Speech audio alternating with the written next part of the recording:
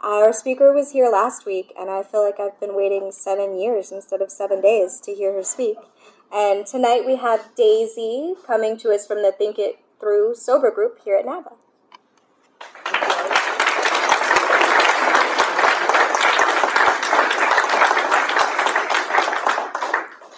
Hi everybody, I'm Daisy and I'm an alcoholic. Daisy. It's an honor to be here tonight, to be able to tell my story to the people who have helped me so much along my journey. Got my notes, which I'm going to have to refer to. So what I'm going to talk about is what it was like, what happened, and what it's like now. Standard story. I was born on September 22nd, 1972. Don't really like saying that part, in Washington, D.C. And we moved to Charleston, South Carolina when I was about 2 years old. And my mom went on to have 3 more kids, my sisters, whom I'm still very close to this day. And even though I had a close family, especially among my siblings, I always kind of felt outside of things. Like, I just kind of didn't get what other people got. I didn't really understand. I had trouble relating to people. It's hard to articulate, but for me, I always felt like one step behind, kind of like other people were getting the joke and I didn't get the joke, kind of thing. My first experience with alcohol was when I was 13 years old. I was, unfortunately, not proud of this, babysitting with a friend of mine, and we thought we would break into the parents' liquor cabinet. And she was a little more seasoned with this kind of babysitting drama than I was, and she poured me my first drink, which was a big solo cup, half vodka, half Coca-Cola. This was not a delicious drink, but I managed to power it down, and then I had another one. She said, oh, yeah, I thought it was fine, you know. I didn't really know that I wasn't fine, and I was not fine. When the parents came home, I was in the bathtub, vomiting, and the other babysitter was passed out on the floor. So my apologies to all of you with parents. I think they have better guidelines now, or who with children, I think they have better guidelines now. But anyway, that was my first experience with alcohol, and I didn't like it, y'all. I didn't like it. I didn't experience anything great. I experienced some real embarrassment, and my parents were not happy with me with the result. Well, I can't say it didn't affect me, because I think after that I started acting out. I don't know if it was related, if it was due to hormones and just being a teenager, but the upshot was I got sent away to school at 14. And the school I went to was like this kind of progressive, like it was like a college setup for people who didn't really have to go to class, and there wasn't a lot of like real oversight or anything. It was just kind of like, do what you want and just, take care of yourself. This will teach you about life. It was the 80s, I'll say that, but it was a strange school, because there was so much freedom. So much freedom. My parents signed a release for me to smoke cigarettes, and so I was able to smoke in my room, and obviously alcohol was everywhere. And I still didn't feel a part of anything. When the alcohol started getting passed around, I started drinking it. And this time it took pretty fast. I felt like I was okay, but other people, like the teachers I would see, would say things like, are you okay? Like, you seem kind of down. I was crying a lot. I didn't feel that great. But I thought, well, maybe it's a little bit of depression, And then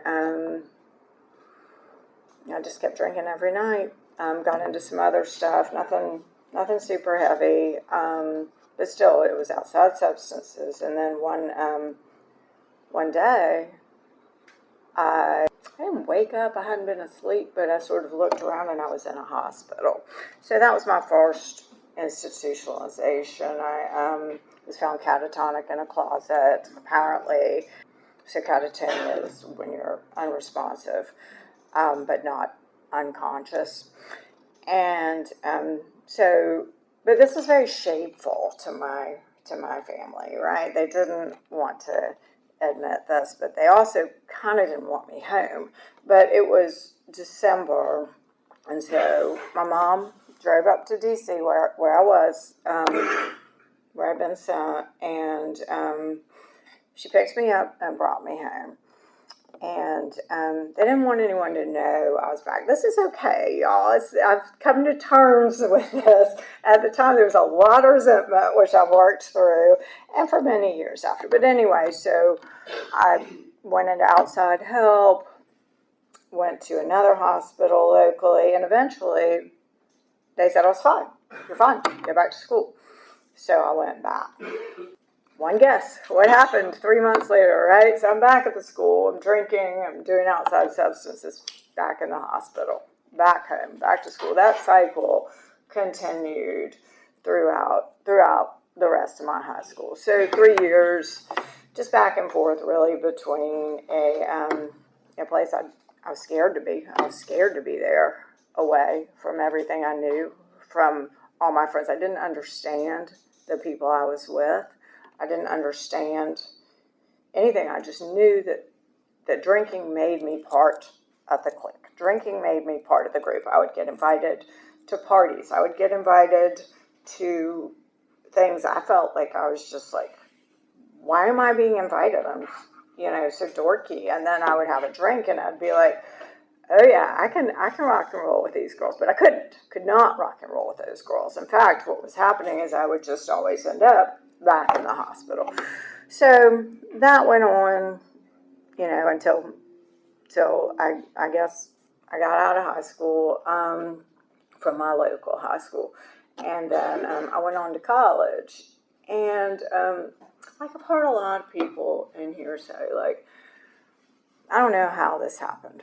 I didn't go to class that much, but after 6 years, I did manage to graduate. But during that time, the binge drinking started. So it wasn't daily drinking, but it was, my purpose was to drink to black out. That was my goal. And I would achieve that goal on a regular basis. Got arrested a couple of times in there for just some kind of weird stuff, like drunk and disorderly one time, passing a bad check another time, to the grocery store. Like, who does that? Like, why was I doing that? It just seems disorganized, And that was my college. I graduated, and then I was lucky enough to have my dad hook me up with a job. And I loved it. I loved not being in school, for one thing. I was never like a student. Being a student was never my favorite thing. So I got a job, and I loved it. And I felt like I could really do a good job here. So I'd get in early, like I'd make the coffee, and I'd set up for the day. I could smoke in my office, y'all. I mean, that was like probably a big draw of the job. But I really, really enjoyed it. And I got married during that time. I went to night school too. I was able to go to night school, and it took me 5 years, but I graduated. But during that time, while I was going to school, about 4 months into the marriage, I flip switched somewhere in there, and I wish I could remember a triggering event. Y'all, a lot of this is unclear to me. Like I was writing this down, practicing, and I realized I don't have like a clear memory. I know to a degree what happened, but I can't say like, all right, 4 months in, this triggered it. Something happened, and I started going to the bar down the street every single night. Every single night. The marriage was not good. I don't know what I was thinking, but I started going to the bar every night and staying up till 2 in the morning. And then I'd wake up, throw up, go to work every day. My weight plummeted. I was pretty sick. And finally I decided I'd had enough. So I wrote some notes to my family and hit a big overdose. And then I was found by somebody, I don't know. I think it was the person I was married to at the time. And back in the hospital, pumped my stomach, my heart stopped. They brought me back to life. And I don't remember any of this. I remember after, the charcoal and everything, and like the thing to my chest, that I woke up for a moment, and my mother was standing over me. She said, "You didn't mean to do it, did you, Daisy? You didn't mean to do it." She still wanted me out of that hospital. She still didn't want me in the hospital. But I said, I've always mentioned I can't live this way. I could. And I could for about 30 more years. I could live that way, and I did. So after that, got divorced. My mother took me in for a year. Kept going to that same bar every night. Drinking. Waking up, throwing up, going to my job. That job was not permanent. So after enough of this, I got fired, obviously, from that job. And then my mom had kind of outstayed my welcome a little bit, which is perfectly understandable. She's been kind to let me stay for as long as she did. So I moved into my own place, and I had totally free reign for drinking. So it became drinking alone every night. And, or go to a bar, talk to the bartender, who would be like my friend, I'd be like, my friend Billy, that's not your friend, Daisy, they're serving you alcohol. Met another guy, got engaged, realized I can move away from this town where everybody hates me, this small town, because in my mind, everybody hated me.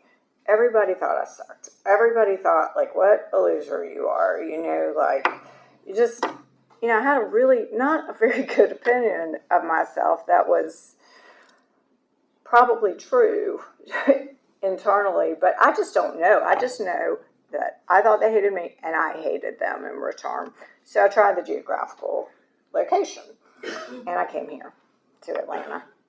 And this was 10 years ago. After I came to Atlanta, I got married, and the progressive nature of the illness started to kick in, and things got a bit violent, a bit disturbing at home, and it was kind of okay, alcohol kind of softened it. It made it okay. I didn't understand that I was in a really, really screwed up situation that was partially of my own making, or largely of my own making, because I was like, all right, have a drink. Everything's fine. And then things would go sideways, but I couldn't pull it together or put it together all right, you have a drink, he has a drink, you can't stop, he can't stop, and all of a sudden, it's 11 o'clock, you're locked out of the house, and you don't have car keys or a place to sleep. How could I not put that together? But I didn't. Then I'd been diagnosed as a bipolar type 1 rapid cycling back when I was 21. I kind of had the sense that I knew other people had that diagnosis. I'd read a lot about it, and I understood that what I had didn't quite match up, but I didn't really process that. I just thought, well, that's the diagnosis. A doctor told me that I am mentally ill. I'm clearly mentally ill, and this is the result, and this is how it'll be. Looking back, a lot of the therapists that I went to, and I went to a lot because I didn't always hear what I wanted to hear, they would say, how much alcohol do you consume? Well, clearly, I consume a glass of wine with dinner every Saturday night. I mean, of course, that's what I do. That was not what I did. I consumed 2 to 3 bottles of wine at night, and that was what I did. But when I moved to Atlanta, I was getting outside help from a different person. And I always tell this story because it changed the course of my life. And I went in and I told her what had happened the night before. And the violence and everything had escalated, so that when I came in, she just said what happened, and I told her. And she listened, and she was very calm and quiet. And then she wrote me a prescription on a prescription pad. And I thought, well, good. Drugs, something to take the edge off. And it said 7 meetings in 7 days. That's all it said. And she said, you're going to go to Alcoholics Anonymous, and you're going to go for 7 days in a row. And I trusted her. I believed her. And also, she was my only lifeline out of the life. She was my only peace in that life I was living. So I went. So what happened? That night, that things were really bad. The night before before I went to see my doctor, it had been my birthday. I won't go through the whole thing, but I ended up, after a day of drinking, lying on my porch with my dog with a bottle of vodka. And I lay back, and I was kind of watching the airplanes and the stars. Something like a moment of peace descended on me, like just for like a split second, this like peaceful moment, and I was so calm, and I felt like, okay, and then it left and was wandering around again. But the next day was when I went to see the therapist, and she gave me that prescription. And so then I happened to live down the street from High Noon, which I had never visited before. So I went to High Noon right then, and it was cold. It was September. It was already cold, and I had this big coat, and I put it on, and I like kind of tried to hide in it. I had like a hat, and I go in there to High Noon, and I creep in and sit like in the way back, and like any of you have been, there's like pews in the back. I haven't been in a minute, so I don't know if they're still there. Just sat right in the edge, and I saw somebody across the room like lift their arm. It was a bartender at one of my favorite bars in Atlanta. So I knew somebody, and I knew somebody who was in my drinking world who was also there. So it felt good. It felt good to have somebody just reach out. I realized at this point, so they started the readings, right? I got there on time, didn't have much else to do, was unemployed, and they started the readings, and I realized I didn't understand. I didn't understand what these words mean. We admitted we were powerless. I didn't understand. So I tried to follow along, right? And read along. And I realized I'd lost the ability to read. And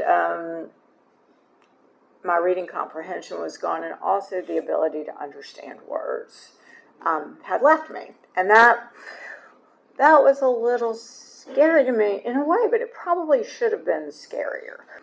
I went, I did what she said. I heard things after about the 4th day. I heard one person say, a lot of people think like I'm okay. And I thought I was okay because I had like a nice car, I had nice clothes, I had a nice house. But this person was saying, I was completely dependent on somebody else. They were saying what was happening to me. I had a car, I had a house. It was all dependent on somebody who was not good for my mental health or my state. It was not a good combination. And my entire financial state and living situation was dependent on this person. So, in other words, I was going to be homeless at some point. So I understood that, and I just heard that, and it wasn't anything like I made a deep connection. It was just something I heard. And I think this is sort of an important point for me, because it's like we never know what we say to anybody that may make a little bit of a difference. And that person, whoever they are, I don't remember anything other than that. But the next thing I heard was 90 and 90. And I thought, well, I'll give it a shot. I don't have anything else to do. And I'm sort of at the end of my rope. I'm at the jumping off point. And I knew from my past history not just from that, I knew where my mom was going. And it wasn't going in a great place. People were nice to me. I'd walk outside after, and somebody let me bum a cigarette.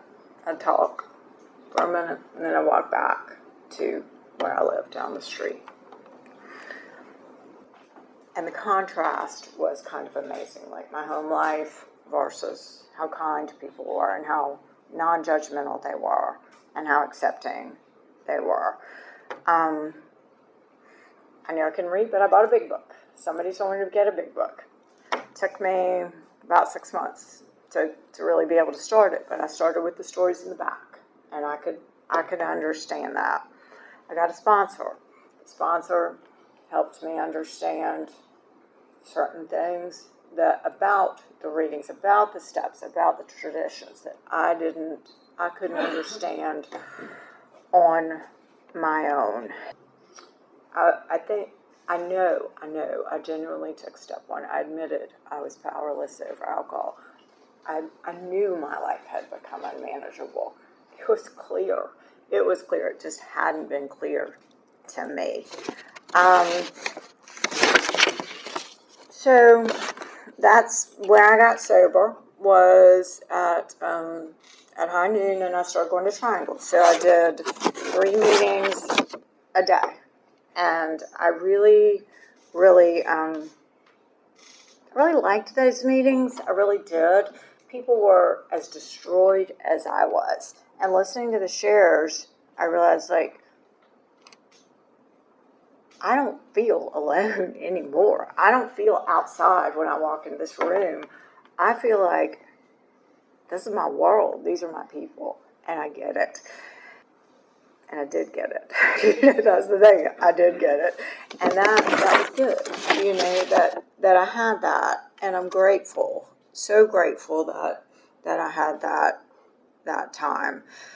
There's something in A Vision for You, which is chapter 11, that I just want to read for a moment, that has to do with what happened when I was lying on the porch that night that I mentioned with my dog. And I believe that was the first time that I had really been visited by the hideous 4 horsemen. And then I was granted a moment of reprieve from that. So I'm just going to read from chapter 11. This is page 184. Something that really, I think we've all, I can't speak for anybody else, but I will say what they say here. Unhappy drinkers who read this page will understand. Chapter 11, A Vision for You. For most normal folks, drinking means conviviality, companionship, and colorful imagination. It means release from care, boredom, and worry. It's joyous intimacy with friends and a feeling that life is good. But not so with us in those last days of heavy drinking. The old pleasures were gone. They were but memories. Never could we recapture the great moments of the past. We can't, right? I mean, this was what happened. I kept trying to get back to that sweet spot, but I couldn't. There was an insistent yearning to enjoy life as we once did, and a heartbreaking obsession that some new miracle of control would enable us to do it.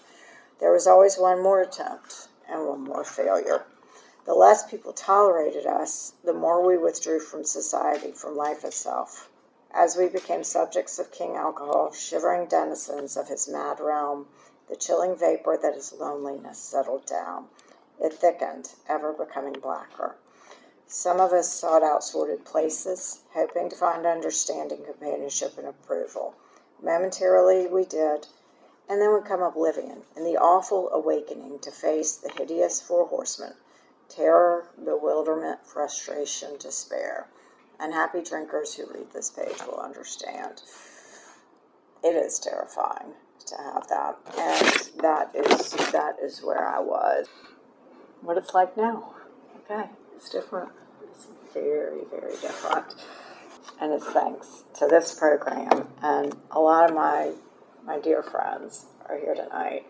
And these are people who have supported me throughout so much. And one thing I will say about that is that when I was able to leave the marriage I was in and first get sober, that enabled me to leave the marriage that I was in. There were people in this room who told me what I didn't want to hear. And that was, it's time. You need to go. I have no financial resources whatsoever. And just backing up a little bit because we're not at what it's like now. I lost my place. After I'd been sober for about 3 years, I left, and I didn't have any resources, but I did have a car, which I later totaled.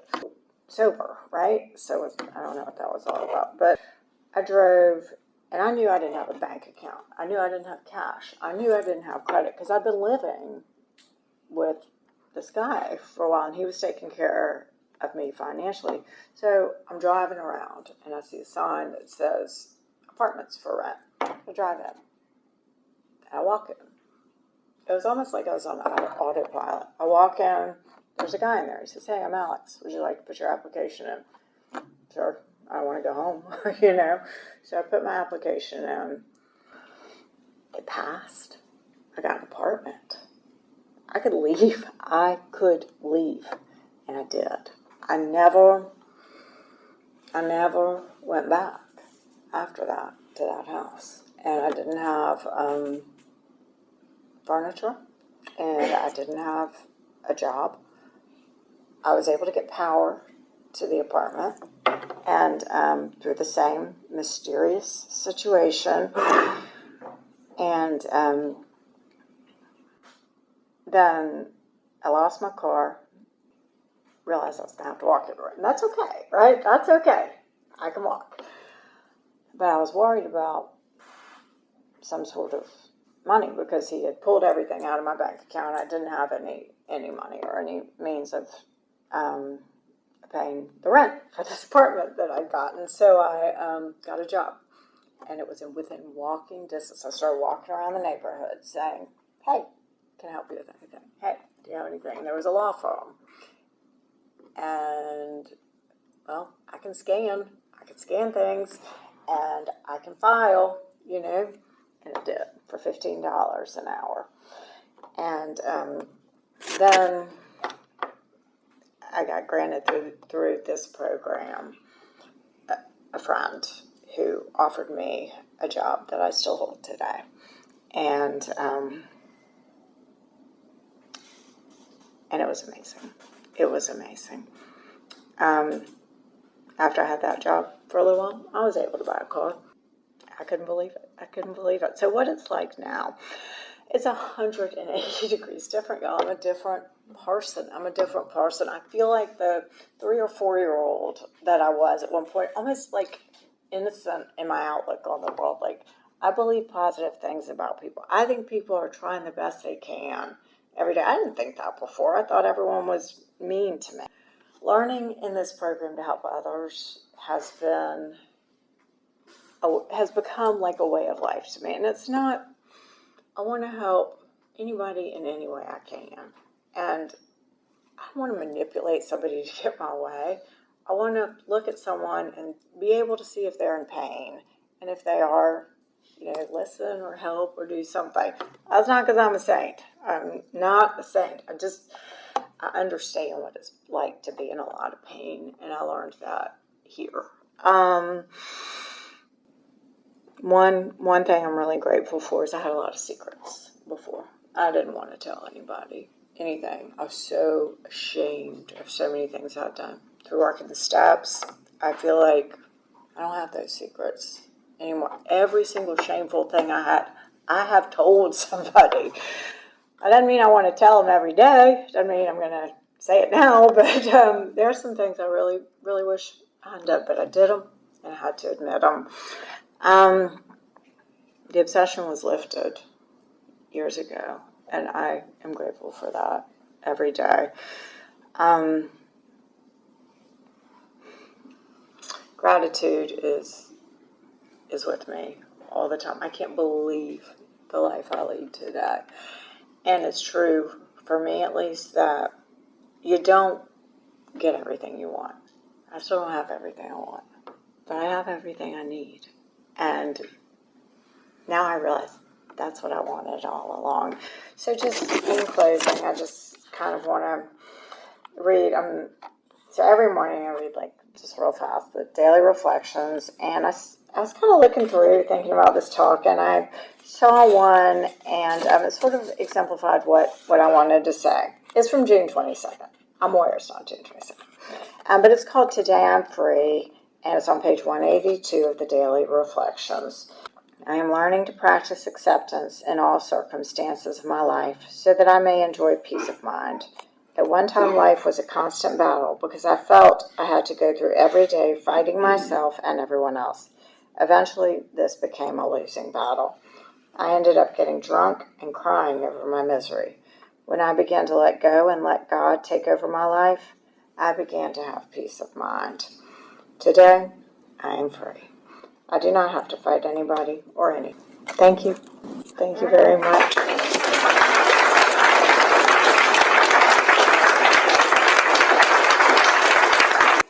I'm really glad I don't have to fight anything or anybody anymore. Most importantly, I'm glad I don't have to fight myself anymore. Thank you, Daisy. You did great. Thank you.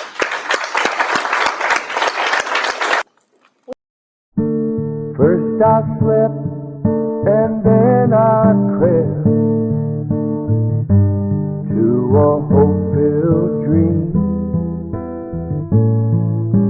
You rescued me and finally waking there I see. I look into love's window for a soul that's meant for me. Takes me where the promises are real.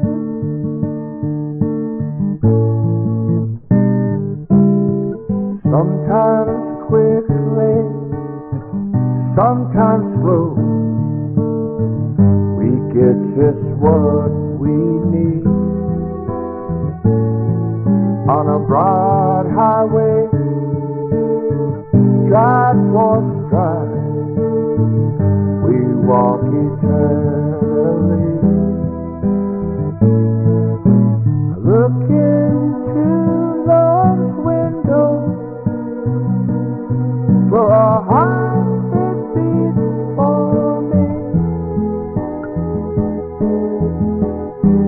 Takes me where the promises are real.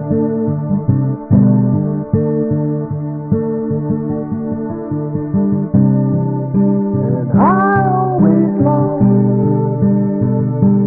for something